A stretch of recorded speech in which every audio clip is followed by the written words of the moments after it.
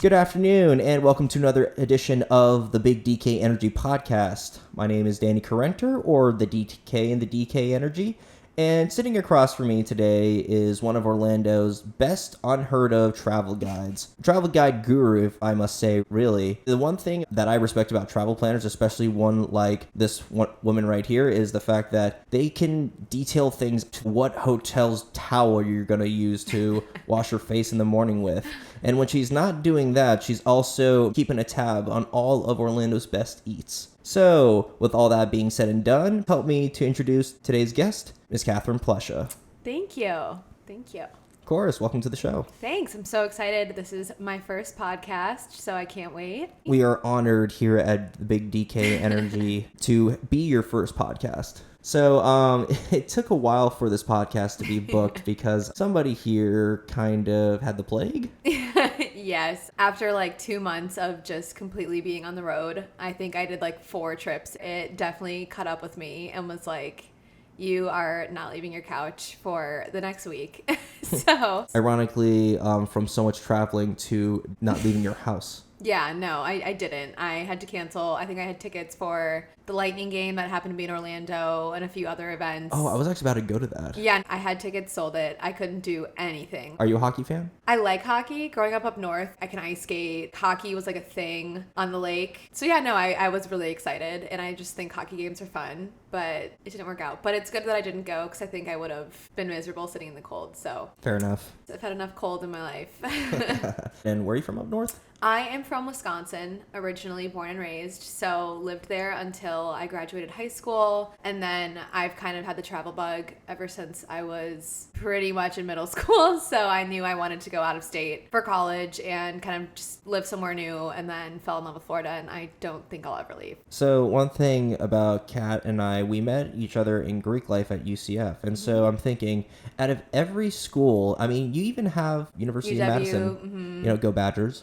Mm-hmm. So you even have that as a major option. So why UCF specifically, though? So this is going to sound crazy, but I toured 19 universities. 19? 19. This whole travel thing has been going on my whole life. So every time I'd go on a trip with my parents, we would stop and, what's the college here? Tour at Duke, UCLA, like literally coast to coast. I've been to a lot. And what states have you been to college touring wise? Oh, Texas, California, Arizona, North Carolina, South Carolina, Illinois, Kentucky. I went to UK, Indiana. I was really close to going to IU. And then, of course, Wisconsin, Florida. So all over. I was about to say, I'm like, are you listing states at this point, or are you listing where you went? I genuinely, like, every time we went on a trip, we would check it out just to see, because my parents have always been super supportive and known that I probably was never going to long-term live in Wisconsin. It was the most amazing place to grow up. I loved it so much, and I have the best friends there from my childhood, and I visit very often, and my whole family's up there still. But are you from Milwaukee? I'm from like 20 minutes outside Milwaukee. Got it. What's the suburb called? Pewaukee Lake. So actually where JJ Watt's from. I was about to say, because it's funny how you mentioned how hockey's a big thing in Wisconsin, even though they don't have a professional team. JJ Watt played hockey growing up, and so... Big Blackhawks fan. Really? So, yes. Okay. My dad's from Chicago, so I actually am a Cub, Bear, and Blackhawks fan. Oh, well, sorry about all that. I know. I know. It's unfortunate. But yeah, my brother actually went to the same high school as the Watts, so... That's pretty sick. Did he know the Watts? He didn't personally, but like we lived probably 5 minutes down the road. So would run into them, see their family all the time. So it's just kind of funny that I say Pewaukee Lake and people know what I'm talking about. It's kind of nice. Are they all like massive people? Oh, absolutely. Absolutely huge. They look like they could eat somebody. Yeah. Although honestly, I feel like a lot of people in Wisconsin, I don't know if it's just the dairy, they drink a lot of milk, like or the fact that there's a lot of wheat. Or that, and cheese, and just a lot of beer. People are just tall, big, bulky. They are what we call homegrown. Oh, absolutely. That's a perfect word. They know a lot about their wheat. Yeah, and corn. And corn. Yeah. I can see why you guys are perfect linemen. Oh, yeah. Go Pack Go. I do cheer for them when they're not playing the Bears, so. Oh, I was about to say. Mm-hmm. You have to. You Yeah. have to Yeah, when you're from Wisconsin. But it's just the fact that you like the rival team. It's not like you just like, for example, I'm a Dolphins fan since I'm from South Florida, but the Packers don't really care much about the Dolphins. But if it's the Bears, then Everybody cares. Oh, yeah. yeah. It's just hard. Like my mom was born and raised in Milwaukee, and then my dad, of course, was born and raised in Chicago, and I'm his only child. So it really was like a dual household. oh wow, I had 3 siblings growing up. Yeah, well, on my dad's, I do have a half brother, and he Got it. lived with us too, but he's a Packers fan to the core. So it was just like a split house my whole life. So I've always liked both, but if I'm at home with my dad, I'm rooting for the Bears. All right then, that actually shifts one of the questions I'm going to ask you later. Okay. So anyway, speaking of the whole travel thing, that's why I have you here. My first question is, okay, so Yeah, of my course. main thing is that when I'm planning a trip, which I don't do very often, I don't know where to start. People are like, just pick a place to stay, and then just go. But then for me, when I hear that, it just doesn't register in my mind as like, oh, just do these things. For me, it's like the most broadest thing, and I just freeze. Yeah, of course. No, I feel like that a lot of times is what people will say of just like, where do I start? And I think personally, I would start with what your actual interests are. So I love skiing. I mean, I'm from Wisconsin where it snows 9 months out of the year. Mm-hmm. So for the next couple months, like all I'm doing is basing trips around and travel around where is it going to be snowing and I can go skiing. So skiing's not for you. Okay, beaches. Everybody loves the beach. Do you love to snorkel? Do you love to swim? I mean, not a beach guy? I'm not a beach guy. Not a beach guy. Okay. So we wouldn't be planning a trip around that. But I would find something that like really interests you, and then where's the best place for X, Y, or Z? Oh, so you customize plans for people too. I would if they asked me to. I'll do a city if somebody asks me to. And then even if I haven't been there, I will just go. And like, for instance, I posted a question the other day that was, I'm planning a couple trips this winter to go skiing. Like, where would you guys like to see a winter travel guide to? And somebody said Jackson Hole. Actually, a few people did. And I've never skied there. But immediately when I posted that I've never been there, I had like 8 people DM me with, oh, I've been there. You should check this out. And like, I think it's just like a known, I love to travel thing that I follow other travel bloggers. I'm friends with other people who are kind of in the same industry, travel a lot, and like have just sent me recommendations. Oh, so this isn't just a hobby then. This is a full thing for you. Well, it is a hobby because I do have like my full-time job that I love outside of it, but I get to travel for my job. So honestly, it's like a mix of both. Oh, wow. You're pretty lucky then. Yes, I'm Good for you. very lucky. My job lets me kind of travel places I normally also wouldn't go. So that might be why I've been places that people were like, oh, I would never think to travel there. Like West Virginia and like just like random states that actually have so much to offer, but like you would never sit and think, oh, I'm going to go on a trip there. West Virginia is actually really pretty. I've been Beautiful. once. I actually lived in Virginia for a little bit. So during one spring break, I went with a buddy out to his grandparents' cabin out there. And it was just Awesome. I just felt like I was able to breathe better. Probably the air quality was probably so much better. Ironically, being worse at the same time since we're at a higher altitude. See, I sometimes forget about that since I was raised here in Florida. Granted, I did live in Korea for a little bit though, so Really? that's pretty mountainous. Yeah, my dad was in the That's army. awesome. Okay. Yeah, that's so cool. That's actually how my dad met my mom because my dad's a redheaded, blue-eyed Jew from New York. And because of the army, he was stationed in Korea. And then one night out with his buddies, one of the guys' girlfriends brought their party out. And then just so happens that my parents met. And my dad... Just all goes from there. Yeah, and my dad eventually looked in every bar and nightclub and then found her. And then he was like, hey, do you remember me? And she was like, no. Oh no. Yeah. Your poor dad. Absolutely. So he was just heartbroken. But luckily, one of my mom's friends recognized him. Well, it must have worked out because here you are. Yeah, exactly. 20-some years later. There it is. End of the story. How old are you? 25. Got it. I know it's rude to ask a woman her age, but I feel like... At this age, it's not rude. Okay, got I it. mean, I go out, oh my gosh, especially when I'm traveling and they check IDs. I get told that I look like I'm like 17. And I'm like, I promise my ID is not fake. I have like 10 forms. I can show you whatever you need. Welcome to the club, because Asians don't raisin, so... But one day, we're going to be the lucky ones. Absolutely. Yeah. Because everyone wants our complexions. See, I don't even get that. You're just lucky. I just get told I look young. Oh, got it. Yeah, I'm told I have very good skin, although I don't really have a regimen. I just drink a gallon of water a day. That helps a lot. Okay, well, that I try. Infrequently successful at drinking a gallon a day, but I definitely try to do that. So that's definitely key. Got it. And I love drinking while traveling.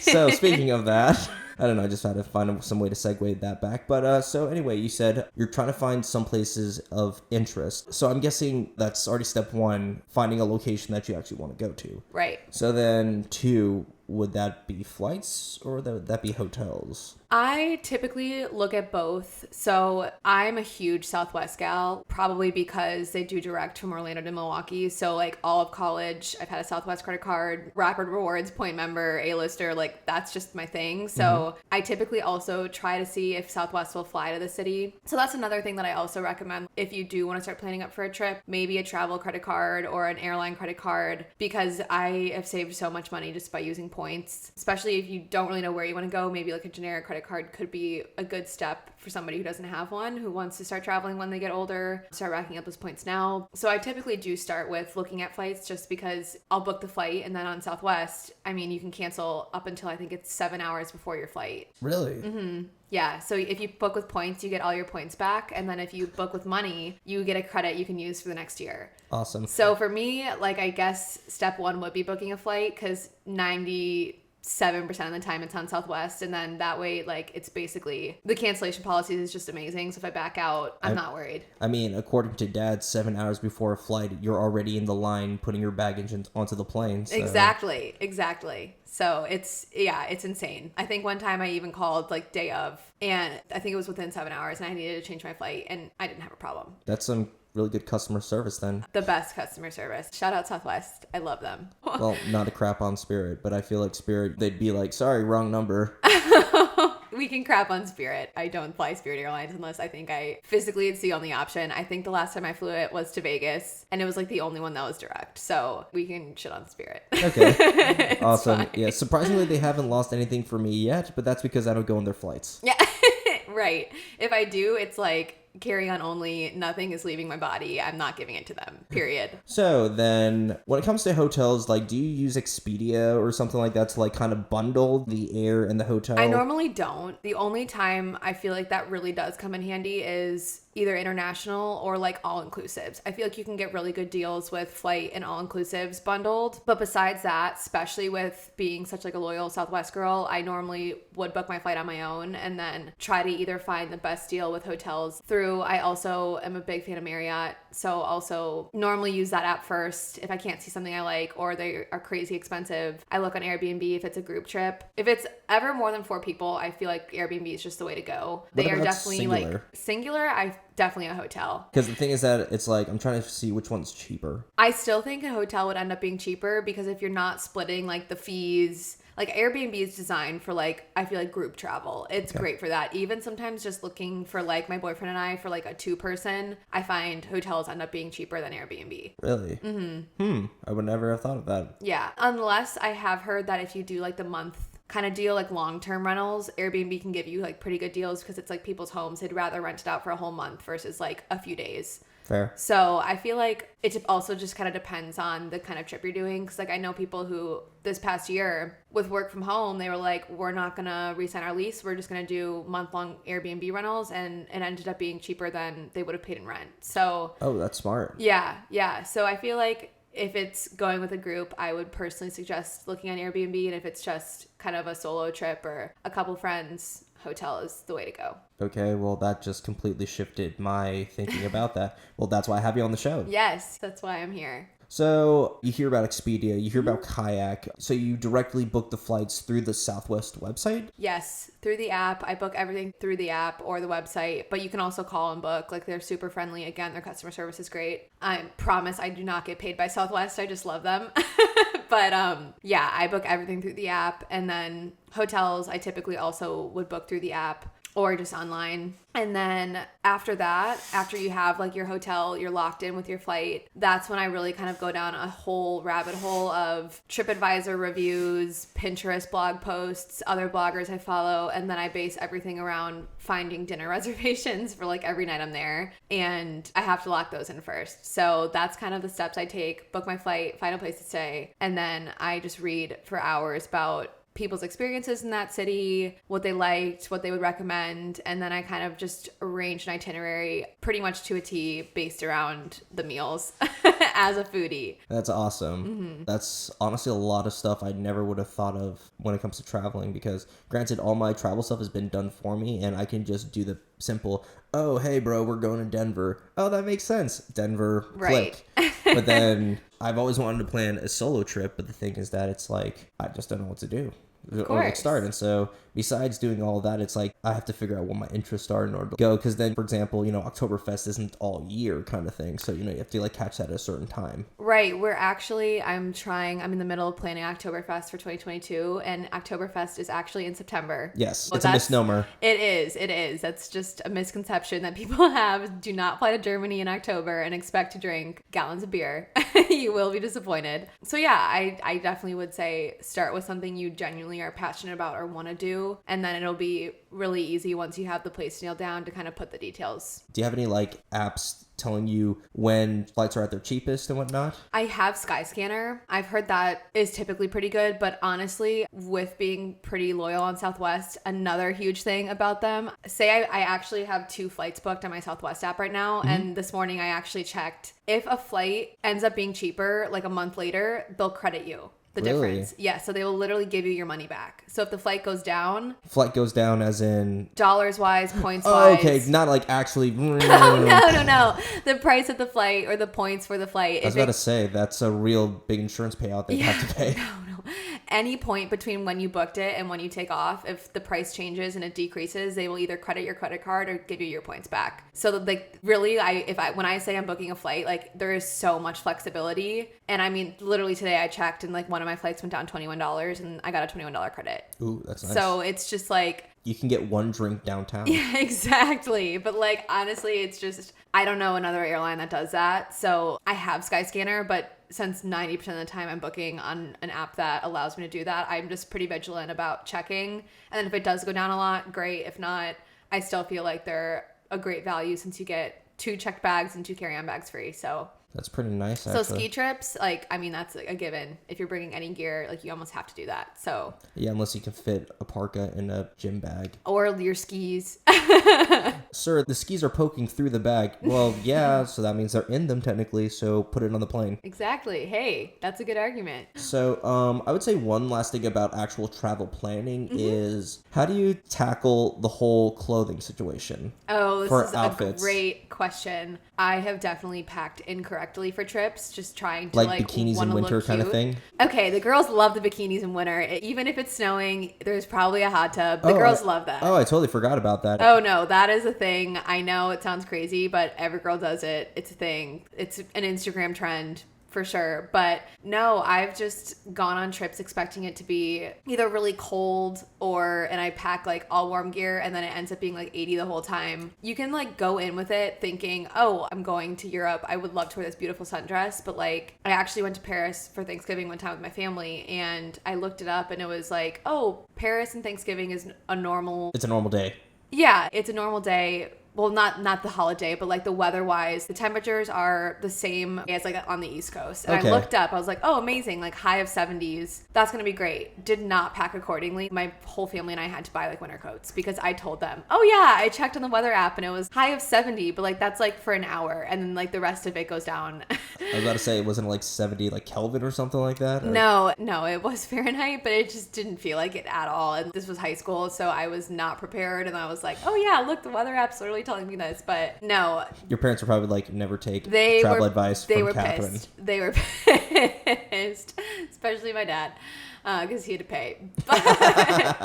But no, definitely check the weather, like, and recheck until like the night before because you just don't want to be stuck in that situation. I roll everything. I always recommend, like, if you have like a classic pair of jeans or a classic pair of your favorite item, just pack one and then like multiple different tops that go with it, long or short sleeve, depending on the weather, or try to symbolize your life as much as you can and try everything on beforehand. So when you get there, you kind of have an idea of, okay, at night, I need to wear the jeans, or in the day, I can wear the sundress.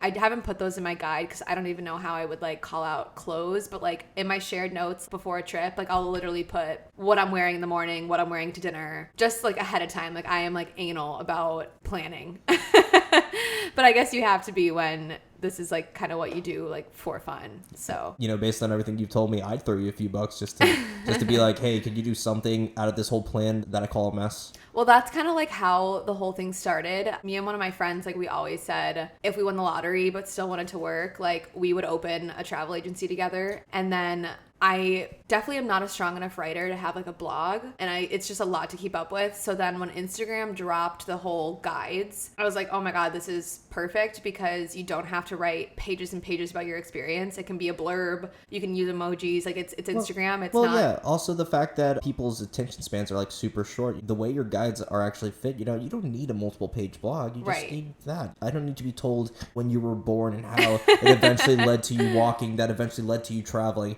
No. Just give me the meat and potatoes and we'll call it quits. Right, exactly. So that's kind of why this started, because like I have been joking about that for years because I was always the one who picked out the Airbnb, booked the Airbnb, figured out what we were eating, like on every trip I had pretty much gone on with my friends or myself. So having said that, over time, it just kind of was like the perfect time to actually do something with it, especially since I've been working remote since March of 2020 and I have a lot more free time since I'm not traveling for work. So it just was like all kind of fell into place, and now here we are with the Instagram guides. Well, I already feel so much smarter. And you know how they say you learn something new every day? Mm-hmm. I just learned a whole buttload. So, Good. So obviously with all the traveling that you do, there must be some favorites there. Definitely. Is there a recurring place that you like to go frequently that's your favorite? That's a great question, because out of everywhere in the US, I'm probably a little biased being from up north, but I could go to Chicago every month of the year and fall in love all over again. It's definitely my favorite city. People are honestly surprised that I never lived there, just being so close. And I love the deep dish pizza. oh, the deep dish pizza is incredible. I love it. Ironically, I'm lactose intolerant, but I could eat miles of that. You have to. You just have to do it. But yeah, I mean, I grew up pretty much going there. My dad's side of the family still lives there, so that's probably my staple go-to, just because it does also have like sentimental value with my family, but it also to me is like the best city in the US, like hands down, like over New York, over Boston, over anywhere in California. I would pick Chicago any day. Really? So Yes.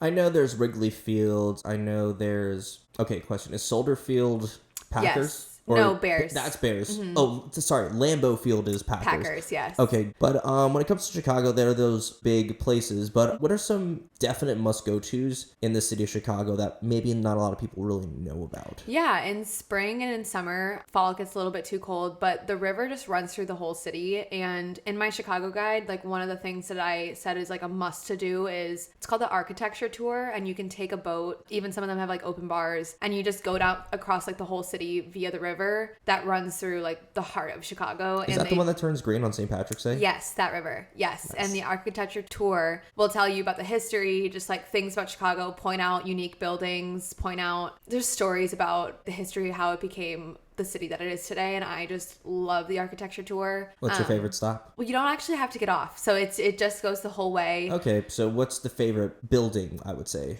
I would say, I think they changed the name, but Sears Tower, it's the tallest tower in Chicago. It's just a landmark. Going up to the top floor there, I've done that. I did that as like a field trip in high school. It's just so cool, and like now you can even like lean over on the glass and like overlook the whole city. It's awesome, and it's just beautiful and like breathtaking how tall it is. It makes you feel so small. But yeah, that's an icon there, and I love that. And the Magnificent Mile, I mean, my mom and I would go school shopping. Everything about Chicago is just like reminds me of home, but like a big city. Have you ever since heard... I didn't grow up with that. Fair. Just curious, have you ever heard of Oak Brook? Wisconsin? It's a suburb of Chicago. It's an outdoor mall. Yes, I've been there.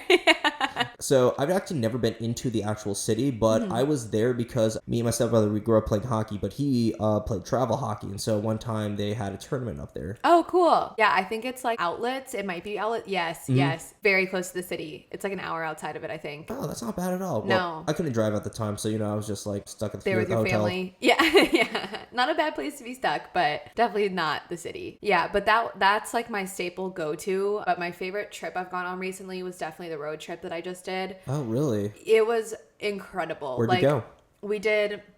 A friend of mine did Utah and Nevada, and honestly, you kind of forget that these places exist in the US because Florida's so flat, but like overlooking the Grand Canyon and like doing all of the different things that we did, Antelope Canyon, Zion National Park, it makes you so much more appreciative for everything that is here. I was so disappointed when had a trip booked to Morocco and it got canceled 2 weeks before we were supposed to go. And then Jess and I put together this road trip instead. And I was so bummed that I wasn't able to do like a big Europe trip or a big trip overseas in 2020 in 2021 when 2020 also kind of shit on that. So I was just so sad that we had to wait longer to go on this trip, and then the road trip ended up being the most incredible time. We just rented a car and we were like, we'll just figure it out. And I've never really even done that. Like, we had some of an itinerary, like we knew what we wanted to do, but we were just so go with the flow, and it was the best time. I just highly recommend doing that with your friends. I actually did that once. Out west? No, not out west, but I had a friend, she was into traveling, and she was like, let's do a road trip. And I'll be like, okay, sure, what year? And they're like, in 2 weeks. 2 weeks.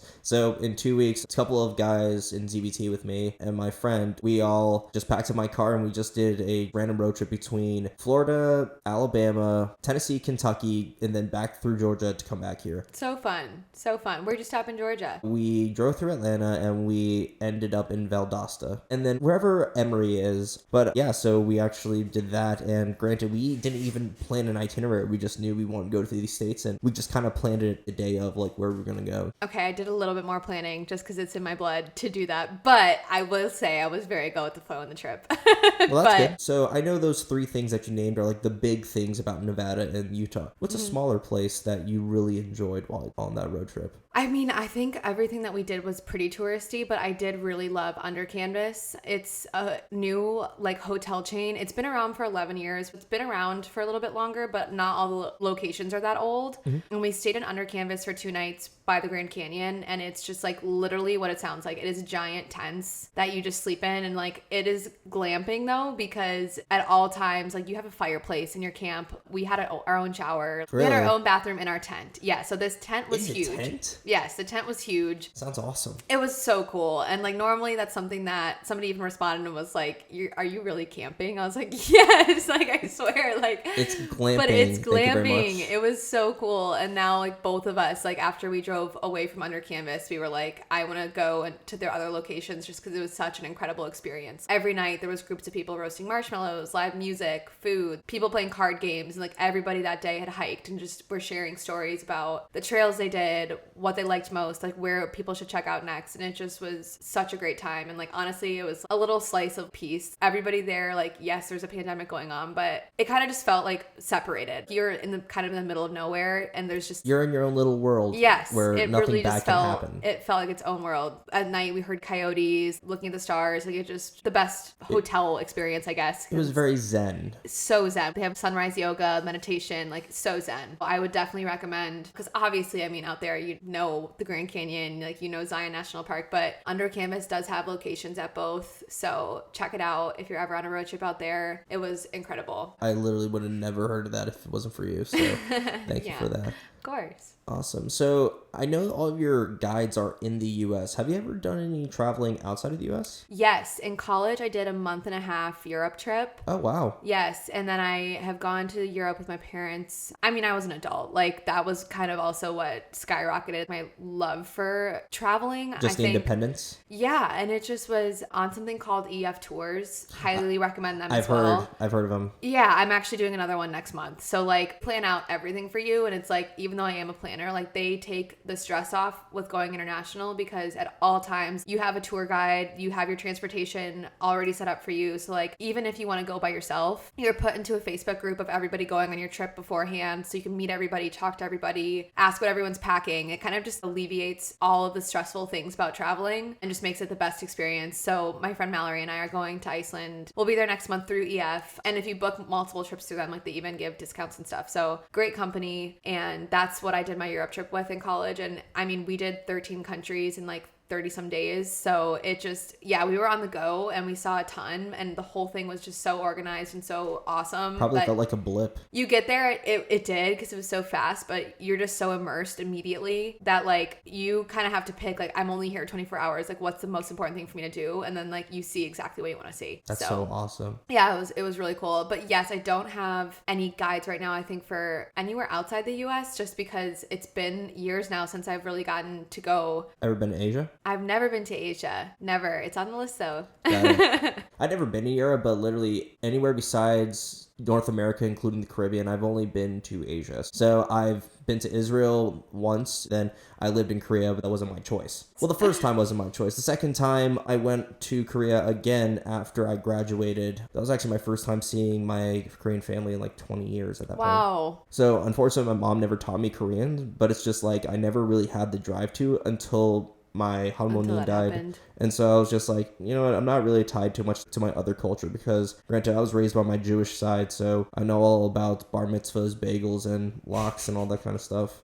And then I know very little about my Korean side, so yeah. Are you trying to learn Korean now? Mm-hmm. Yeah, actually, Awesome. I have this app called Duolingo. Yep. I have used that a bunch too. Oh, really? Like, what languages would you like to learn? It's kind of so funny that what you said is kind of what also happened to my dad and I. He lost speaking Italian. He never taught it to me, so he didn't have anyone to speak it to. Oh, wait, you knew to speak it fluently? Not completely fluent, but my dad's like crazy smart, so he can pick things up really fast. And at one point in his life, he had a tutor for like Spanish and Italian, and he picked it up really quick. Yeah, they're very similar, but good for him. Very, very similar. But I mean, having no one to talk to at home, that's definitely what makes you lose it. And we both were like, it was like part of our New Year's resolution. We were like going to challenge each other on Duolingo. That's so and awesome. We both downloaded like the premium. Like I think you have to pay like $60. We both were like, okay, we're going to learn Italian. And then it just, life gets in the way. We didn't use it. We ask each other sometimes when we call, are you using Duolingo? We're both like, no, but that is something that definitely I would love to do. My boyfriend speaks like 3 languages, so I definitely, I need to step my game up. I need to learn, and it just kind of goes hand in hand with loving to travel and loving different cultures. Like I should probably feel a little bit more connected to mine. So of course. Yeah, I completely resonate with everything you just said. And it's funny, I have Duolingo like on my home screen. Awesome.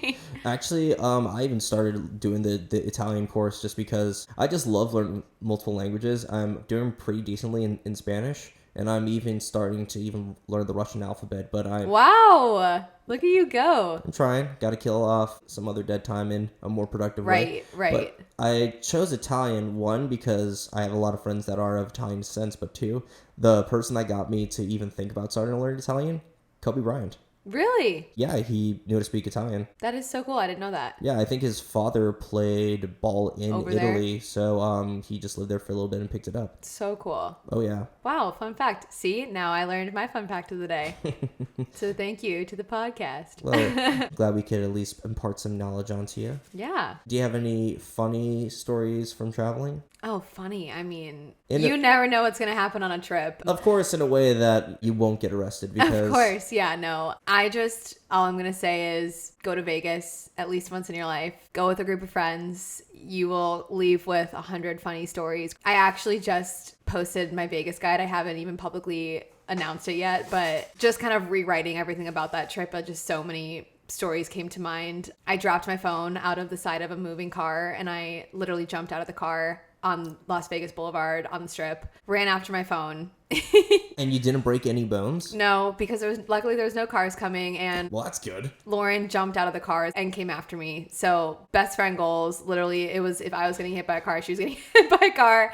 My phone didn't even shatter, break, but wow, that's real luck right there. Yeah, that was the stupidest thing I've ever done. But then when I got back in the car and we were all alive, everybody was like, I can't believe you just did that. And it was so funny. I literally just was taking a selfie of me in the Strip. This is post drinks, taking a video of me just screaming as the lights are going by, drop my phone in the middle of a 3-lane highway. And you're surprised? At the time, yeah.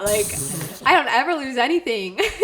And somebody actually even asked me, they were like, is that video gonna, because the video recorded half of it, it cuts out, and somebody else recorded me jumping out of the car. And they were like, is that going to make the guide? I was like, absolutely not. It is not making the guide. But now everyone knows about it, so. That's funny as heck. Yeah. So, having done all the places that you've done, is there a place that you did not expect to but somehow did? For sure. I'm trying to think of a good example, but I could go anywhere. Like I could go to literally BFE and find a reason to like it, just because I feel like that's just my outlook on life is glass is half full. But I feel like I really, really loved going to Asheville. I've been in North Carolina a few times, but I'd never like stayed in Asheville. And for my birthday last year, Antonio and I went there. And even in wintertime when we couldn't really do hiking and it's not like the classic fall scenery, there was just so much about that town that I like absolutely fell in love with and definitely would go back to. And that was actually the first guide that I made, because my itinerary for that trip was like broken out to the hour, because it was like we were only there for a few days and it was like my birthday trip, and I just like put so much effort into planning it because I like wanted it to be so fun. I was turning 25, it was COVID, and like there was just the two of us going and like a lot was still closed. So I fell in love with the city. So I would go back to the Biltmore, just like drink wine there, go to the winery, the vineyard, and I would go hiking this time, and I would definitely go during fall. And a lot of people actually are there right now. Friends of mine, they were there last weekend for a wedding that I know. So like watching everyone's stories, I was like, oh, I want to go back. And like I missed it. So I think that's probably the best example of I had never been there. Never even really had friends tell me you should go there. Mm-hmm. I just randomly, like I think I Googled, where should I go in February when it's freaking cold everywhere? And somewhere was like, Asheville's beautiful year round. I was like, great. I just picked it. Literally, I was like, okay, I guess we're going to Asheville. I was like, Antonio, are you down? He's like, sure, whatever you want for your birthday. I was like, okay. That's awesome. Mm-hmm. So you said that you based your itineraries off of foods. What was your most favorite cuisine from a city that wasn't Chicago? Because I would say your favorite city, but then your favorite city is Chicago. Okay, so let's switch gears then. Besides Chicago, what's a dish that you like? I would fly back for. Correct. Okay, that's exactly what I was trying to go for. Yes, I got that. I actually just wrote everything about Park City, and this sounds kind of crazy, but the sushi that I had in Park City, somebody responded and was like, I would fly back for that. And I was like, I would fly back for that. Like, let's go back to Park City. So, it's called Yukiyama, and it was absolutely delicious. Like normal price range, right in Park City Main Street. So I don't know if it was just like a beautiful surrounding, snow was falling, it was stunning, but like the food, we couldn't get in until like 9:30 because this restaurant like sells out every night, and I booked on Open Table, another shout out. I really want them to sponsor me because I love Open Table. Oh, so that's an actual name of an app. Oh yeah, I book every reservation on Open Table. Okay, because everything. The way you described it, it sounds like you're like, oh, I'm just gonna book an Open Table and hopefully it's ready. No, I booked like a month and a half in advance, and we still couldn't get in until like 9. And I was like, okay, I know this place has got to be good. Then we show up at 9. I don't even think we were seated until 9:30 because they were just so slammed. But the food was amazing. Like, sure, we have Kabuki. I love Kabuki. We have great places, but I would fly back to Park City for Yukiyama. Like, I am not kidding. So what piece of sushi made you think sold?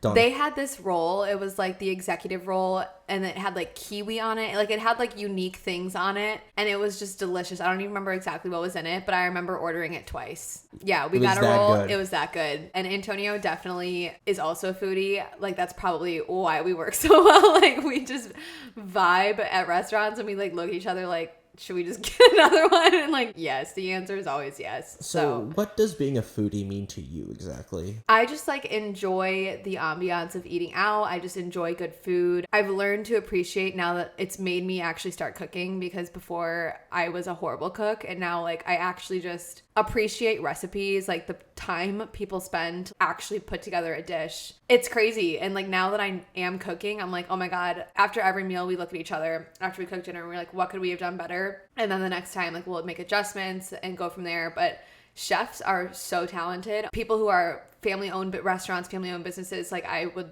love to support them forever if I could, and if I could always eat out. So I think it's just like actually like a genuine, I love food, but it's not even just that. It's like I love going out to eat, supporting small businesses, supporting restaurants, the music. I love when there's like live bands. Wait, like, it's really? Just, oh yeah. Like if I go to Rocco's in Winter Park, the Italian Rocco's, they have like a live like little old Italian singer, and I love it. Like I could spend all Friday night there. Every Italian restaurant has that. No, they don't all have it. You sure? Because I feel like every one of them sings New York, New York by Frank Sinatra. Okay, but if I'm listening to Frank Sinatra my whole dinner, I'm happy. Fair enough. It just makes me so happy. He is a very sultry voice. Oh, absolutely. So yeah, I think that's what it means to be a foodie, like genuinely having a passion for the time, the ingredients, the food, trying new things. I think I would try anything once. Like even like the craziest food. Like I can't remember. I think in Iceland it's like something with like shark or something. It's a fermented shark. Yeah. I know I'm gonna all try about it. Well, if you ever go to the Philippines, I forgot what it's called specifically, but It's a half-formed duck, and you eat it. Oh, okay, that's pushing it. But I probably would do it. Yeah. Yeah, especially when I'm traveling. I totally forgot what it's called. I probably would do it. But anyway, have you had Korean food? Authentic? I mean, maybe. You have to tell me what's like an authentic dish. Have you had bulgogi? Oh, I love bulgogi. Have you ever had kalbi, the short ribs? Yes, love the short ribs. Okay, so there's a sweet potato noodle. It's called japchae. Have you ever heard of it? Maybe. I probably have. Have you heard of kimchi? Kimchi? Oh, of course. Have you ever heard of gimbap? I've heard of like bibimbap. Okay, so bibimbap is something a little different. Okay. Gimbap is essentially the Korean edition of sushi. However, the main difference is that there's no seafood in the middle. Oh, okay. So usually it's vegetables. There's sometimes ground beef. Because of Western ingredients, they've added a bunch of those in too, because I don't think carrots existed in Korea before, trading with them. Come to think of it, when I was in Korea, it looked like, granted it is a very modern nation, however, they do have a lot of old world tendencies. And so turns out before the Olympics was in South Korea in the 80s, they were still dirt roads. Wow. In fact, actually, my mom grew up in a rural part of Korea called Andong. What was your most favorite place outside of the U.S. to travel to? Oh, Italy, hands down. Well, okay. Well, bias. Italy's my favorite country. I just feel like there's so much you could do between like Venice, Florence, like there is so many different parts of Italy that the coasts, oh my God, they're stunning. Like Positano, Cinque Terre, beautiful. But my favorite actual city is in Switzerland. Is it Lucerne? Yes, it's Lucerne. That is hands down like the most beautiful singular like place I've ever been. I mean, we spent the morning down by the lake, hung out there was people sailing, swimming. We had lunch down there, and then I was there in summer. Wait, a lake? Well, I guess up there high in the mountains, I'm like, I don't imagine seeing like a sailboat in snow. But then I realized, that's where the story's going. Like, and we took a very large boat over to the other side of the lake, got on a train that like zigzagged up a mountain, and then got off at the top of the mountain in Lucerne, and it was snowing. So it just was like the craziest day. There was still snow all up at the peak. And I was just like, this is like out of a fairy tale. Like, this can't be real life. And after that, I was like, that will always be special to me, like that day and that place. Ingrained in your memory kind of thing. Yeah, absolutely. And whenever I'm asked that, that's my favorite place I've ever been. But favorite country is definitely Italy. But again, I might be a little biased. And they definitely have the best food. That's a totally fair assessment. Yes. I'm learning so much. And then now we are in my favorite part of the show, the bonus question round. Oh, boy. Awesome. What do you have for me? Oh, you sound scared. Maybe a little. Don't worry. You'll still be hired or hireable after this. Okay. So, that being said, are you ready? Yes. Excellent. So, Miss Plesha, question number 1. Besides traveling, what are 3 things that bring you joy? 3 things that bring me joy. My boyfriend's dog, who's also my dog now, Magic. What kind of dog is it? He's a corgi. Oh, I love corgis. He's so cute. He brings me joy every day. He works from home with me. Definitely, I mean, obviously, my parents, they're like my rock. And then my friends, I guess, in Antonio. Okay, what's one more? Like, what's something else that brings you joy that you wouldn't expect other people to think? Reading. Really? I love to read. Number 2, besides reading, what's something a lot of people don't know about you? My biggest fear is grasshoppers. Absolutely terrified of them. Well, it's a good thing you didn't see the back of my car last week because there was like one about... They can fly. They're the scariest bugs. Why are people scared of spiders? You can step on them. Grasshoppers can fly. I've been attacked by grasshoppers in Wisconsin, yes. Question number 3. During your travels, what's one lesson about life that stuck with you the most? I think it would be kind of what I said earlier, where you always kind of need to look at things half glass full when you're traveling because your flight could get delayed and then you miss out on something or something gets changed. Like, you never know when there's going to be scenarios that are outside of your control when you travel, because even on our last road trip, Jess and I rented a car and the battery died on us twice. And it still was the most amazing trip and the best time. But there was 2 points where we were like, oh my God, like, we're going to be stranded in the middle of nowhere. Can we even drive? Because it takes a battery takes a while to recharge. Yeah, it was honestly kind of terrifying that these 2 girls were kind of out in the middle of nowhere and our battery's dead. Sounds like the plot to a really bad movie. I know, right? And I watched too many horror movies for that. So I think you just like, especially when you're traveling, like, there's going to be so many outside factors that are completely out of your control that you're just going to have to go with the flow with. You can be like me where you literally plan things out by the hour, but if someone throws a wrench in, like you just have to go with it. And I think it's just definitely taught me to have a more positive outlook and like think of everything as a half glass full, because you're spending all this money, this time. You can't let something small ruin the rest of your trip. And then your memories looking back are going to be about that one small inconvenience. Like I honestly kind of have already forgot that the battery died, because when I think back, the trip was just so amazing. But I mean, we literally had to hire a driver to take us to the airport because our car was undrivable to get home. And like we would have missed our flight. Oh, so wow. yeah, like it actually ended up being really bad. But like we figured it out. It was fine. I love that for you. Number 4, you're given $50,000 for a week trip to anywhere on any continent. Pick 4 countries on any continent, except if it's Australia or Antarctica, 4 spots on those continents. I think I would do Asia just because I've never been anywhere around there. I would love to do Japan, cherry blossom season, and I would love to get sushi there. I would love to do the Great Wall of China. It's on my bucket list. I think that would just be amazing. So I guess that's 2 countries, and I think $50,000 would definitely be a great way to spend over there. Probably Korea after talking to you. And Smart. Yeah. No, but really, just kind of what you've said about it. Like, again, it's not an experience that I've ever had. So I think that would be cool. And then probably Vietnam's in Asia, correct? Yes. Yes. I would say Vietnam. Look, I have never planned a trip over there. I don't know the geography that well. Okay, I'm sorry about that. No, it's fine. It's fine. I need to laugh at you for that, though. You can laugh. I will admit it. Like, I'm great with U.S. geography, but like even sometimes when I'm looking at Europe and I've been all over, I can't pinpoint where things are. Do you know anything about Canada then? Yes, because I've almost been stranded there also. Oh, funny. I almost got stranded there once too. But Really? yeah, but honestly that's a solid Asian lineup. Yeah, that is. Asian lineup. Number 5, you're in a movie about a cruise you're on sinking. Oh no. Besides you, name the other 3 leads, and where do you all end up shipwrecked? Ooh, this is a fun question. Well, my man crush would be Brad Pitt. Still? People Yes. still crush over him? Yeah, because I grew up, like that was like, Okay, you fair. know? I mean, I found Angelina Jolie hot growing up. She's She's still there. still there. So I definitely would pick, he would be maybe like the captain. I would obviously be the lead in love with the older man. And then let's see, 2 more. Let's go with Jennifer Lawrence because she is a badass in movies where you need her to be a badass in. Okay, I thought you were about to say Jennifer Lopez, and I'm like, she's a horrible actor. I'm like, okay, No, Jennifer Lawrence. Lawrence, like I just kind of thought Hunger Game vibes. Like I think we would survive on an island. Okay, fair. And An let's island see. in the Caribbean, an Oh, island it would Pacific. be let's crash in like Fiji, Maldives. Okay, One of fair. those. We're gonna crash there. All right. And then we're just gonna live there. We're gonna Excellent. stay. We're gonna stay. Yeah, just because you crashed, it didn't say the movie said you had to be bad. You can end No. up crashing at a resort, and next thing you know, this could you be love Lost V2 where we just never come back. Ever. it. Okay, so you have Brad Pitt, Jennifer Lawrence, and you get one more. One more. Who's the actor from James Bond?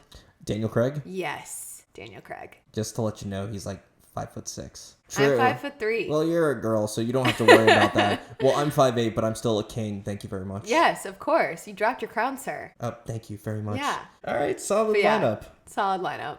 So, number 6. So I have to change this one because of what you told me before. So it was Packers, but if you could meet one player on the Bears and have a whole 24 hours with him, what's on the itinerary? Wait, no, switch it back to the Packers because I know he's retired, but I've actually never met Brett Favre. And I feel like he's just like such an icon in Wisconsin that I just would love to meet him and talk to him just because like my neighbors knew him. Like I kind of just feel like he's just like, He's Mr. Wisconsin. yeah, I would love to hang out with Brett Favre and just his history, his past from where he started to like now, how like the game's changed, how everything's changed. I think it would be him. And this is kind of a funny question, but I asked my dad, I was like, when we were watching football, I was like, did you ever meet Brett Favre? We all had Favre jerseys. And he was like, no, I actually like, I never even ran into him, even though like he knew everyone in Milwaukee and we've never met Brett Favre. So I actually thought about this the other day. I think it would be him. I would go to Lambeau, do a tour, see his locker, talk about all that. And I think that was how I would go back to Wisconsin for sure. And that's how I would spend my day. All right, awesome. Number 7. What's a talent you have and what's a talent you wish you had? Well, talent I wish I had would definitely be being bilingual. I don't know if you consider that a talent or just like a skill. I consider it a But talent. I consider it a talent because it's really hard. So like just kind of going along with the theme of everything we've talked about, that's one thing that I wish I was better at. And I know it's just like waiting on me to do it. But finding the time, it's definitely hard and I need to practice at home. But that's something I wish I could do. At least being bilingual is a lot more attainable than wanting to sing. Yes. No, that's not a dream of mine because I do it even though I'm not good. So Hey, I will welcome to sing the party. karaoke. I would sing karaoke anywhere, anytime. I think it's a great time. So I don't even care. Well, if you ever go to Korea, karaoke bar, 100%. Oh, amazing. I will do that. But yeah, so that's the talent that I wish I had. And then talent that I do have. When you talk about yourself on the spot, I'm like, I don't know. I guess I'd have to ask my friends, like, what do you think I'm good at?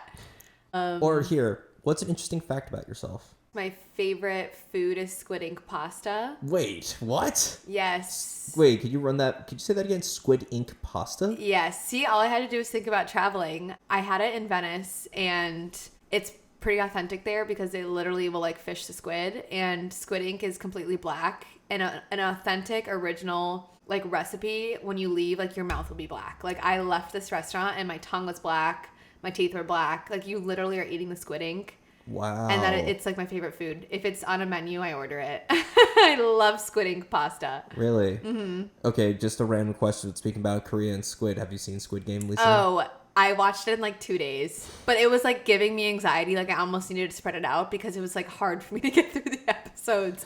I had like raging anxiety watching it. I think that's one of the best parts about it, but I don't know. It's something I realize is that Korean cinema has kind of taken over Netflix a little bit. Oh, there's going to be season 2. I almost wish they would have just ended it with one season. Yeah. Because it was just that epic. But that skyrocketed. I mean, I actually was even just saying the one main character, the female, she's now like the most followed female in South Korea. Mm-hmm. Yeah, and she's like the face of Louis Vuitton. Like she's like skyrocketed. I'm like, you go, girl, because she was hot and awesome and just like so cool. Also, a little off topic. Another great Korean show on Netflix is called Kingdom.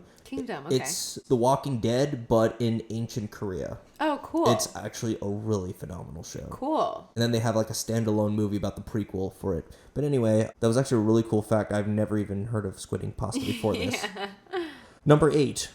What are your top 3 travel memories? You know, if someone asked you about traveling, what are the first things that pop to your mind? 1 would have definitely been Lucerne. 2, there is a bar, and I'm like drawing a blank on the name, in Barcelona, where Opium, maybe, you basically party. There's like live sax and it's on the beach and everybody stays till the sun rises. You say live sax, right? Like saxophone? Okay. I was about to say, because I actually read somewhere that in the Netherlands, or I think it's in Amsterdam specifically, there's a park where you're allowed to have sex publicly. Oh God, no, not that. That's not my favorite memory, although that might be something very memorable to walk by. But no, I'm pretty sure it's called Opium. I haven't even looked through my memories. It's just like a club, but it's right on the beach, and then everybody stays until sunset, and like there's volleyball courts outside, and like everybody just ends up like on the beach and like in the ocean in the morning, like in your clothes, and it's just nothing you would do here. Like, I mean, maybe in Miami, like when you leave 11, then you end up on the beach, but like, yeah, that's a different story. It's a different vibe. Like, it just was like so cool. That is like one of my favorite memories. And then I was also in Barcelona at a different time when I think the World Cup was going on. Oh, wow. That was really, really cool. The atmosphere must have been absolutely electric. Unreal. And I was with my parents, and like they still were really cool about it, and like we still had fun, but yeah, that was just me and the two of them. So excellent. Number 9. Name 5 places that you have not mentioned already that are on your bucket list to travel. Greece. My boyfriend's Greek, and he has like a lot of family there. So I am waiting until we can go together, but I would love to go to Greece. 2 would be Alaska. I've been. It's beautiful there. Oh my God. I would love to go in summer, do an Alaskan cruise. That's exactly what I did, actually. Oh, I'm so jealous. I would love to do that. I think that just sounds incredible. Oh, I actually just came up with the best fun fact. So because it's on my bucket list, is in Argentina. my dad was a businessman and built facilities for his company pretty much all over North and South America. And in Argentina, in his company, he built like a food pantry for any of the employees, and he named it after me. Oh, wow. That's awesome. Yes. So in Spanish, it translates to like Garden of Roses, and my middle name's Rose. Oh, that's awesome. Yes. So that actually is my fun fact. I was trying to think of something that like I share with my dad, and like there's just so much that I was like, I know there's one that like really like is sentimental to me, and then it clicked when I thought about Argentina because I want to go there. Got it. That's so awesome though. Yeah. So those are 3, and then I mean, obviously I feel like everyone would say like a Bora Bora or Fiji, but like I wouldn't. oh my god, I would.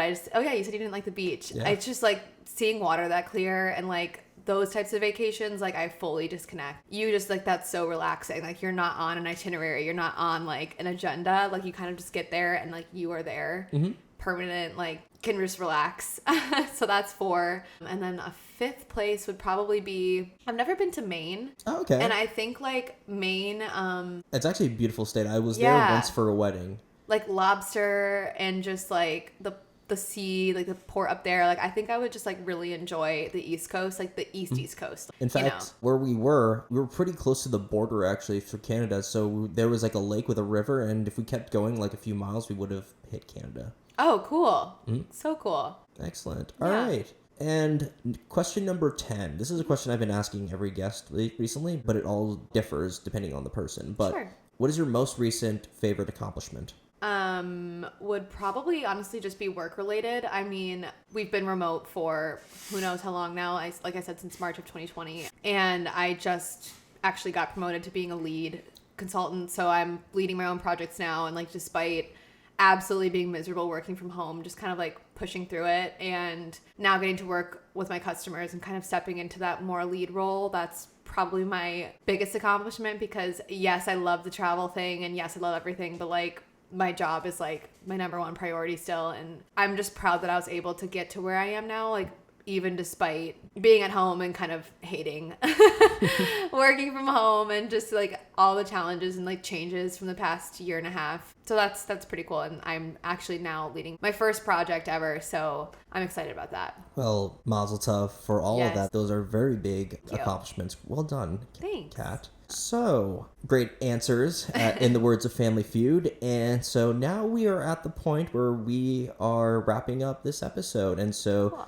before I head into the main part of the ending, I just want to say thank you for joining us on the show. Of course. Thank you so much for having me. This was so fun. Of course. I'm glad you had a great time. Yes. So what I really do respect about the fact about your planning, it's not just a few bullet points. You actually go in and you flesh that thing out as if you were a sculptor carving a bare block of clay. And so that is an amazing way to say it. Thank you. Of course. Great compliment. Of course. I mean, that's why you're here on the show. And then also you have that analytical eye for food. You sound like you have your craft together, and I just really respect that you have that part. So it's for the knowledge, the discipline, and just the overall being such an organized and driven person that I think you, Kathryn Plesha, have big DK energy. Thank you. That honestly was like the best compliment. You just made my day. Thank you so much. And thank you for having me. This was awesome. And everything you're doing with the podcast is so cool. So I can't wait to see where you go next. Of course. And so we're going to throw her social media in the description below. And is there anything else you want to promote before we head out? No, I mean, literally none of my stuff is sponsored. So everything is completely honest reviews that I would actually recommend to friends. So just want to put that out there. I wouldn't recommend something just because someone's asking me to. So everything, I just want people to know that is like straight up what I would do as myself for other people too. So it's all from the heart. Excellent. So we'll have her social media just in case you want to reach out to her. And if that is all, this is Big DK Energy signing off. Thank you.